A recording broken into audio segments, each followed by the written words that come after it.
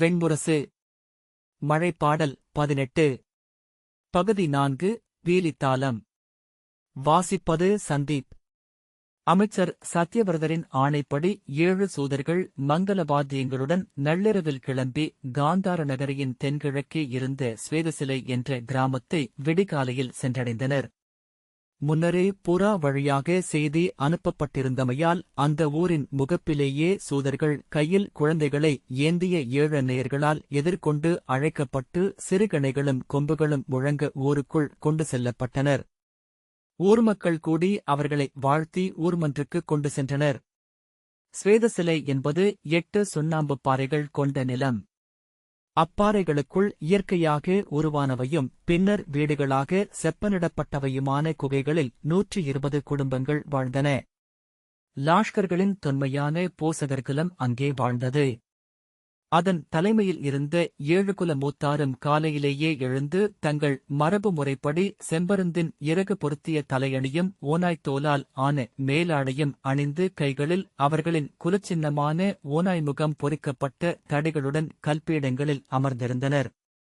சூதர்கள் அவர்களைக் கண்டதும் தங்கள் கைத்தாளங்களையும் சங்குகளையும் முழக்கி வாழ்த்தொலி எழுப்பினர். அவர்கள் முறைப்படி இடக்கையை தூக்கி வாழ்த்தினர். அரசர் கொடுத்தனுப்பிய பரிசுகளை சூதர்கள் குலமூத்தார் முன்வைத்தனர். நெல், கோதுமை, கொள், தினை, கம்பு, கேழ்வரகு, துவரை, மொச்சை, இருங்கு என்னும் 9 வகை தானியங்களும் அத்தி, திராட்சை, ஈச்சை என்னும் 3 வகை உலர்கனிகளும் பட்டு, சந்தனம், தந்தம் ஆகிய 3 வகை அழகுப் பொருட்களும் செம்பு, பொன், வெள்ளி நாணயங்களும் அடங்கிய பரிசுக்குவையை அவர்களுக்கு படைத்து வணங்கி காந்தார இளவரசி வசுமதிக்கும் அஸ்தினபுரியின் இளவரசர் திருதராஷ்டிரனுக்கும் மணமுடிவு செய்யப்பட்டுள்ள செய்தியை அறிவித்தனர். அச்செய்தியை அவர்கள் சொன்னதுமே 7 குல மூத்தாரும் தென்மேற்கு மூலையை நோக்கினர். முதல் மூத்தார் அங்கே மிக உச்சியில் பறந்து கொண்டிருந்த செம்பருந்தைக் கண்டு முகம் மலர்ந்து சக்கரவர்த்தியைப் பெறுவாள் என நற்குறி சொன்னார். சூதர்கள் முகம் மலர்ந்தனர். மாமங்கல நாளுக்கான சடங்குகளை குலமூத்தார் நடத்தியளிக்க வேண்டுமென்ற மன்னனின் கோரிக்கையை சூதர்கள் அவர்களுக்குச் சொன்னார்கள். குலமூத்தார் எழுந்து பரிசுப் பொருட்களைத் தொட்டு அவற்றை ஏற்றுக்கொண்டபோது அக்குலப்பெண்டிர் குலவையிட்டனர். அன்று மாலையே 7 குல மூத்தாரும் கழுதைகளில் ஏறி காந்தாரபுரத்துக்குச் சென்றார்கள். அவர்களின் பெண்கள் கைகளில் சிறுவில்லும் அம்புகளும் தோளில் பையில் குடிநீரும் ஈசல் சேர்த்து வறுத்து பொடித்து உருட்டிய மாவுருண்டைகளுமாக பாலை நிலத்தின் 8 திசை நோக்கி பயணமானார்கள். பூத்த பீலிப்பனையின் ஓலையில் அரசகுமாரிக்கு தாலி சுருட்ட வேண்டுமென்பது விதி. பாலை நிலத்தில் தாலிப்பனை மிக அரிதாகவே இருந்தது. கிளம்பிச் சென்ற 22 பெண்களில் எவரும் தாலிப்பனை தரையில் நிற்பதைக் கண்டதில்லை. மங்கலத்தாலி சுருட்டுவதற்கு கொண்டுவரப்படும் தாலிப்பனையோலைகளை மட்டுமே கண்டிருந்தனர். தாலிப்பனை வாழ்நாளில் ஒரே ஒரு முறைதான் பூக்குமென்பதையும் அந்த மலரே மலர்களில் மிகப்பெரியதென்பதையும் அவர்கள் வழி வழியாக கேட்டறிந்திருந்தனர். குலத்தின் மூத்தன்னை சூர்ணை தாலிப்பனையை எப்படித் தேடுவதென்று அவர்களுக்கு சொல்லிக் கொடுத்தாள். தாலிப்பனை பாலைவனத்தின் இயல்பான மரம் அல்ல, அதற்கு நீர் தேவை என்பதனால் நீரோடைகளின் அருகேதான் அது நிற்கும். ஆனால் நீர்நிலைகளின் விளிம்புகளில் அது நிற்பதுமில்லை. குன்றுகளில் ஏறி நின்று நோக்கினால் பாலை மண்ணுக்கு அடியில் ஓடும் நீரோட்டங்களை மேலே பசுமை கோடுகளாக பார்க்க முடியும். அந்தக் கோடுகள் இலைப்பனைகளும் புதர்ப்பனைகளும் ஈச்சைகளும் கொண்டவை. அவற்றில் இருந்து மிக விலகி தனியாக தன்னைச் சுற்றி ஒரு வெட்டவெளி வட்டத்தை உருவாக்கிக் கொண்டு நிற்பது தாலிப்பனையாக இருக்கும். லாஷ்கரப் பெண்கள் 22 வழிகளில் 18 நாட்கள் பாலை நிலத்தில் தாலிப்பனையைத் தேடிச் சென்றார்கள். அதிகாலை முதல் வெயில் எரியும் பின்காலை வரையும் வெயில் தாழும் முன்மாலை முதல் செவ்வந்தி வரையும் அவர்கள் தேடினர். செல்லும் வழியில் வேட்டையாடி உண்டும் தோல்குடுவையில் ஊற்று நீர் நிறைத்தும் பயணத்தை விரிவாக்கிக் கொண்டனர். சோலைகளின் மரங்களின் மேல் இரவும் மதியமும் உறங்கினர். 7ஆம் நாள் கிரணை என்ற பெண் முதல் தாலிப்பனையைக் கண்டடைந்தாள். பெருந்தவத்தில் விரிசடையையே ஆடையாகக் கொண்டு நிற்கும் மூதன்னை போல அது நின்றிருந்தது. அதன் தவத்தை அஞ்சியவை போல அத்தனை மரங்களும் விலகி நின்றிருக்க அதைச் சுற்றிய வெறும் நிலவட்டத்தில் சிறிய புதர்கள் கூட முளைத்திருக்கவில்லை. காற்று கடந்து சென்றபோது அது குட்டி போட்டு குகைக்குள் படுத்திருக்கும் தாய்ப்பன்றி போல உருமியது. மேலும் 8 தாலிப்பனைகளை அவர்கள் கண்டடைந்தனர். எவையுமே பூத்திருக்கவில்லை. அன்றிரவு அவர்களின் ஊரிலிருந்து எழுந்த எரியம்பு அவர்கள் என்ன செய்கிறார்கள் என்று வினவியது. திரும்புவதா வேண்டாமா என்று அவர்கள் தலைவியிடம் விசாரித்தனர். அன்னையர் ஊரில் கூடி சூர்ணையிடம் பெண்களை திரும்பி வரும்படி சொல்லலாமா என்று கேட்டனர். பெண்களே, காந்தாருக்கு மணம் முடியுமென 6 பாலையன்னைகளும் விதித்திருந்தால் எங்கோ அவளுக்கான தாலிப்பனை பூத்திருக்கும். பூக்கவேயில்லை என்றால் அவள் மணமுடிப்பதை அன்னையர் விரும்பவில்லை என்றுதான் பொருள். மேலும் தேடும்படி எரியம்பு ஆணையிட்டது. பெண்கள் விரியும் வலையென 22 கோணங்களில் மேலும் பரவிச் சென்றனர். 18வது நாள் அவகாரை என்ற பெண் ஒரு மலைச்சரிவில் பூத்து நின்ற தாலிப்பனையைக் கண்டு பிரமித்து கண்ணீர் மல்கினாள். அந்த இளம்பனை தரை தொட்டு பரவிய பச்சை ஓலைகள் உச்சிவரை பரவியிருக்க மண்ணில் வைக்கப்பட்ட மாபெரும் பச்சை கூடை போலிருந்தது. அதன்மேல் மாபெரும் கிளிக்கொண்டை போல அதன் வெண்ணிற மலர்தழ்கள் விரிந்து நின்றிருந்தன. அவகாரை அதை நோக்கியபடி எந்த எண்ணமும் அற்ற சித்தத்துடன் நின்றிருந்தாள். நுண்ணிய சரங்கள் கொத்து கொத்தாக தொங்கிய கிளைகளுடன் நின்றிருந்த அந்த மலர் மாபெரும் நாணல் கொத்து போலிருந்தது. நாரையின் இறகுகளைக் கொத்தாக்கியது போலிருந்தது. அவள் நிலையெழுந்தவளாக அதைச் சுற்றிச் சுற்றி நடந்தாள். ஆனால் அதை நெருங்க அவளால் முடியவில்லை. பின்பு ஏதோ ஒரு கணத்தில் அவளுடைய சரடுகள் அறுபட மண்ணில் விழுந்து விசும்பி அழத் தொடங்கினாள். இரவில் அவள் எய்த எரியம்பைக் கண்டு மறுநாள் காலையில் அங்கே இரு பக்கங்களில் இருந்த பெண்களும் வந்து சேர்ந்தனர். அவர்கள் அந்த மரத்தில் ஏரி கிழக்கே விரிந்த தளிர் ஓலை ஒன்றையும் 3 பூமடல்களையும் வெட்டி எடுத்துக் கொண்டார்கள். அவர்கள் ஊரை அடைந்தபோது மற்ற பெண்களும் திரும்பிவிட்டிருந்தனர். அவர்களை அன்னையர் ஊர்முகப்பில் குருது சுழற்றி வரவேற்று உள்ளே கொண்டு சென்றனர். மூதம்மே சூர்ணையின் முன் அந்த ஓலையையும் மலரையும் வைத்தபோது சுருக்கங்கள் அடர்ந்து முகம் காற்றுப்பட்ட சிலந்தி வலை போல விரிய புன்னகை செய்து தன் வற்றிப் பழுத்த கரங்களை அவற்றின் மீது வைத்து அருளுரைத்தாள். ஓலையும் மலரும் லாஷ்கரப் பெண்களால் காந்தாரபுரிக்கு ஊர்வலமாக கொண்டு செல்லப்பட்டன. முன்னால் 7 பெண்கள் கொம்புகளையும் முழவுகளையும் முழக்கியபடி சென்றனர். பின்னால் 7 பெண்கள் தலைமேல் ஏற்றிய பனையோலை பெட்டிகளில் ஓநாயின் தோல், செம்பருந்தின் இறகு, ஒப்பிட்டு உலர்த்திய முயலிறைச்சி, கழுதையின் வால்மயிர் பின்னிச் செய்த காலுறைகள் போன்ற பரிசுப் பொருட்களை சுமந்து கொண்டு சென்றனர். அவர்கள் காந்தார நகரையை அடைந்ததும் நகரிலிருந்து மங்கலைகளான 108 பெண்களும் 108 தாசிகளும் சூதர்கள் இசை முழங்க வந்து எதிர்கொண்டு அழைத்துச் சென்றனர். முன்னரே வந்திருந்த 7 குல மூதாதையரும் அங்கே அரண்மனைக்கு கிழக்காக இருந்த பெரிய முற்றத்தில் மூங்கில் நட்டு அதில் மஞ்சள் நிறமான மங்கலக் கொடியை ஏற்றியிருந்தனர். அதன் கீழே நடப்பட்ட வெற்றிலை கொடி தளிர்விட்டெழுந்து மூங்கிலில் சுற்றிப் படர்ந்து ஏறத் தொடங்கியிருந்தது. பந்தலைச் சுற்றி ஈச்சை இலைகளை முடைந்து செய்த தட்டிகளாலும் மூங்கில்களாலும் கட்டப்பட்ட மாபெரும் பந்தல் எழுந்து கொண்டிருந்தது. தாலிப்பீலிகளை பந்தல் நடுவே இருந்த வட்ட வடிவமான மண் மேடையில் வரையப்பட்ட மாக்கோலம் நடுவே இருந்த மண்கலத்தில் கொண்டு சென்று வைத்தனர். அதன் முன்னால் வரையப்பட்டிருந்த 12 களங்கள் கொண்ட சக்கரத்தின் நடுவே இருந்த சிறிய பிடத்தில் தாலிப்பனையோலை வைக்கப்பட்டது. குலமங்கலைகளும் பொதுமங்கலைகளும் மஞ்சள் தானியங்களையும் மலருதழ்களையும் அதன் மேல் போட்டு வணங்கினர். பந்தல் மங்கலம் முடிந்த செய்தியை நிமித்திகர் சென்று அரசருக்குச் சொன்னார்கள். மஞ்சள் ஆடையும் மங்கல அணிகளும் அணிந்து செங்கழுகின் இறகு பொருத்திய மணிமுடியுடன் சுபலர் பந்தலுக்கு வந்தார். அவருக்கு வலப்பக்கம் அசலனும் பின்னால் சகுனிதேவனும் விருஷகனும் வந்தனர். இடப்பக்கம் சுகதர் வந்தார். பந்தலில் பணிகளை நடத்திக் கொண்டிருந்த சத்யவிரதர் ஓடிச் சென்று மன்னரை வணங்கி பந்தலுக்குள் அழைத்துச் சென்றார். பந்தலின் நடுவே அமைந்திருந்த மங்கல மேடைக்கு வலப்பக்கம் மணமேடையும் இடப்பக்கம் அரசர்களுக்கான பீடங்களும் இருந்தன. பந்தலுக்கு முன்னால் வேள்விக்கூடம் தனியாக இருந்தது. சுபல மன்னர் வந்து அமர்வதற்கு முன் பீடங்களை வைதிகர் நிறைக்கல நீர் தெளித்து தூய்மை செய்தனர். அவர் அமர்ந்ததும் அவர் மேல் நீரையும் மலர்களையும் தூவி வாழ்த்திய பின்னர் அவர்கள் பந்தலை விட்டு வெளியேறினர். குலமூத்தார் வந்து வணங்கி மன்னரிடம் மங்கலத்தாலி செய்வதற்கான அனுமதியைக் கோரினர். அரசர் அளித்த அனுமதியை நிமித்திகன் மும்முறை முறைச்சொற்களில் கூவ குலமூத்தார் தங்கள் தண்டுகளைத் தூக்கி அதை ஆமோதித்தனர். ஒருவர் அந்த இளைய பனையில் இருந்து மெல்லிய பொன்னிறமான ஓலைத்துண்டு ஒன்றை வெட்டினார். அதில் எழுத்தாணியால் காந்தாரகுலத்தின் சின்னமான ஈச்சை இலையையும் அஸ்தினபுரியின் சின்னமான அமுதகலசத்தையும் வரைந்தார். அதன்மேல் மஞ்சள் கலந்த மெழுகு பூசப்பட்டது. அதை இறுக்கமான சுருளாக சுருட்டி மஞ்சள் நூலால் சுற்றிச் சுற்றி இறுக்கிக் கட்டினார்.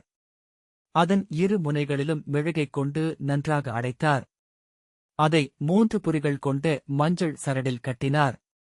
அந்நேரம் முழுக்க மங்கள வாத்தியங்களும் குரவை ஒலிகளும் எழுந்து கொண்டிருந்தன. கட்டி முடித்த தாலிக்காப்பை ஒரு சிறிய தட்டில் பரப்பிய மஞ்சளரிசி மீது வைத்து பொன்னும் மலரும் துணை சேர்த்து இருவகை மங்கலைகளிடம் கொடுத்தனுப்பினர். அவர்கள் தொட்டு வாழ்த்திய பின் வந்த தாலி அரசரின் முன் நீட்டப்பட்டது.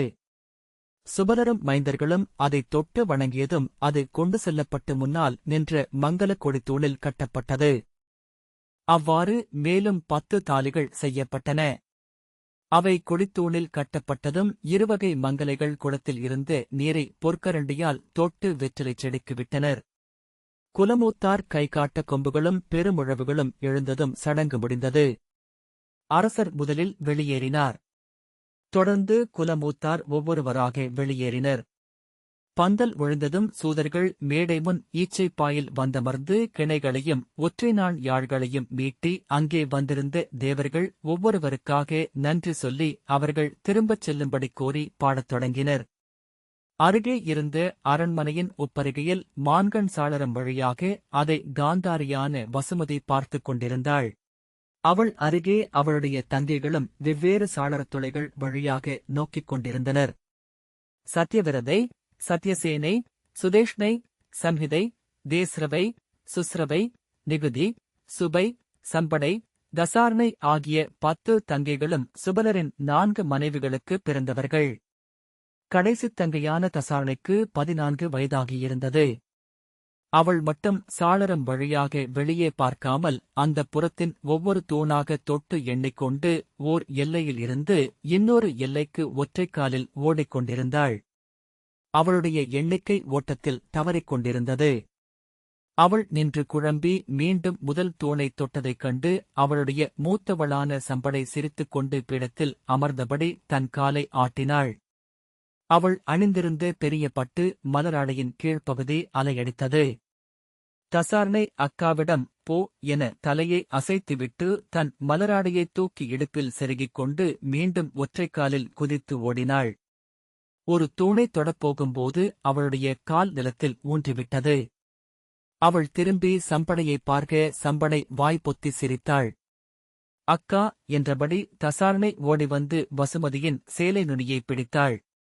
என்னடி என்று வசுமதி சினத்துடன் கேட்டாள்.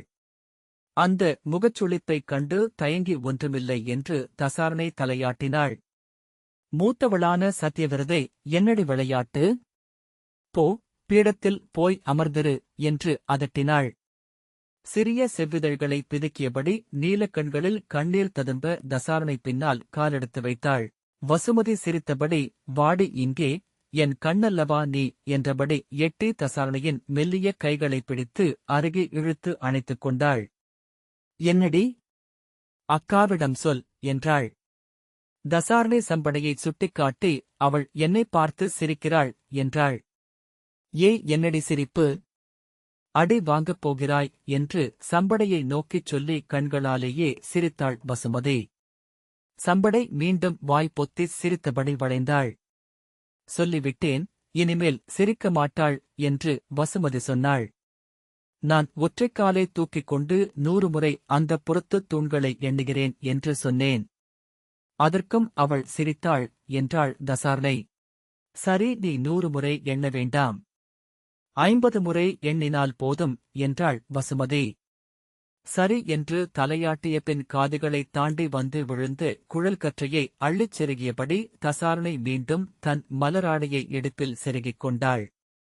சத்யவிரதை காந்தாரியின் அருகே வந்து அமர்ந்து கொண்டு, அஸ்தினபுரி காந்தாரபுரியை விட பெரிய நகரம் என்றார்களே அக்கா, உண்மையா என்றாள். சத்யசேனை பெரியதாக இருந்தால் என்ன? நீ என்ன நகரத்திலா உலவப் போகிறாய்? நீயும் நானும் அந்தப் புறத்தில்தானே இருக்கப் போகிறோம் என்றாள். காந்தாரி, நீ எவ்வளவு நகை வைத்திருக்கிறாய் என்று சத்யசேனையிடம் கேட்டாள். என் அம்மா தந்த நகைகள்தான். உள்ளே என் கருவூலப் பெட்டியில் இருக்கின்றன என்றாள் சத்யசேனை. காந்தாரி சிரித்தபடி, நீ போட முடியக்கூடிய அளவுக்கு மேல் உனக்கு நகைகள் எதற்கு என்றாள். சத்யசேனை, அவை என் நகைகள் என்று சொல்ல வந்ததுமே காந்தாரி என்ன சொல்கிறாள் என்று புரிந்து கொண்டாள். சத்யவரதை புன்னகை செய்து, நாம் எவற்றை பயன்படுத்துகிறோமோ அவையல்ல, எவற்றை வைத்திருக்கிறோமோ அவையே நம் செல்வம் என்றாள். காந்தாரி சிரித்தபடி, இல்லை சத்யை, நாம் எவற்றையெல்லாம் துறக்கும் உரிமை கொண்டிருக்கிறோமோ அவையே நம் செல்வம்.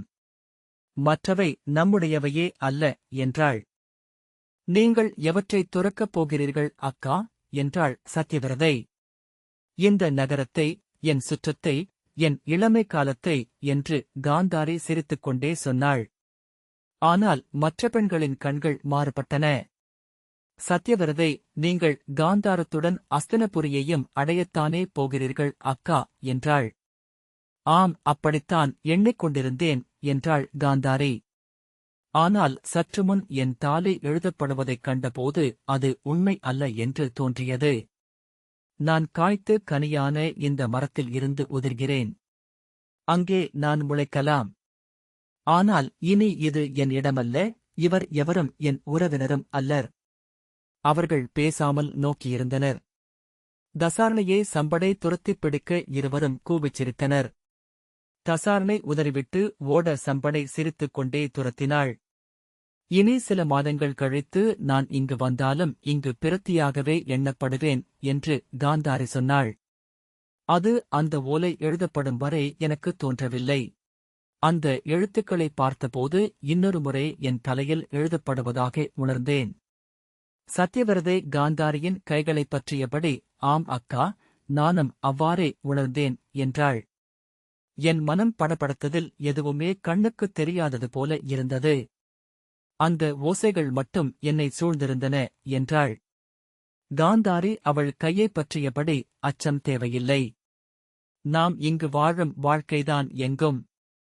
ஷத்ரிய பெண்ணுக்கு ஷத்ரியர்களைப் பெறுவதைத் தவிர வேறு வாழ்க்கை இல்லை என்றாள். சுதேஷ்டை சிரித்தபடி, நேற்று என் சூதச்சேடியிடம் நம் 11 வரையும் அஸ்தினபுரியின் இளவரசர் மணக்கப் போவதைச் சொன்னேன். திகைத்துப் போய் 11 பேரையுமா என்றாள். பாவம், மிகவும் இளையவள் என்றாள். அது எங்குமுள்ள வழக்கம்தானே? ஒரு குடும்பத்து அரசகுமாரிகளை ஒரே மன்னருக்குத்தான் அளிப்பார்கள். முடியுரிமைப் போர் நிகழலாகாது என்பதற்காக என்று சத்யவிரதை சொன்னாள். இல்லை, அவள் சொன்னாள் என்று சொல்ல வந்த சுதேஷ்ணையை போதும் என்று சொல்லி சத்யவிரதை நிறுத்தினாள். காந்தாரி சிரிப்புடன், சொல்லடி என்றாள். சுதேஷ்ணை, இல்லை அக்கா என்றாள். தாழ்வில்லை, சொல். நாம் இன்னும் மங்கள நாண் அணியவில்லை என்றாள் காந்தாரி. சுதேஷ்ணை கசப்பான சிரிப்புடன், அவர்கள் ஊரில் ஒரு பழமொழி உண்டாம். கண்ணில்லாதவன் தோளில்தான் 10 அம்பரா தூணி தொங்கும் என்று. சொல்லி முடித்தபோதுதான் அப்பழமொழியின் இழிந்த உட்பொருளை சுதேஷ்ணை உணர்ந்தாள். நாக்கைக் கடித்தபடி காந்தாரியைப் பார்த்தாள். காந்தாரி புன்னகை மாறாமல் அவளிடம், சொல். மலைக்கழுகுகள் மரங்களில் கூடணைவதில்லை, கரும்பாறைகளையே தேர்ந்தெடுக்கின்றன என்றாள். இந்த வாசிப்பை கேட்டதற்கு நன்றி.